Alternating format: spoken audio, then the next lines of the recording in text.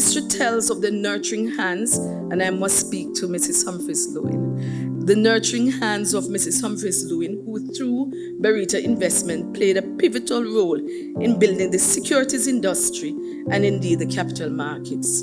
One cannot divorce the work of Barita from that of the growth of the Jamaica Stock Exchange and the growth of the economy. And this was achieved within the 45 years of Barita's existence. And if you know, we were the best performing exchange in 2015 and 2018. And that was due in no small part with Barita's performance. You're aware of that, so I think you need to give yourself a hand.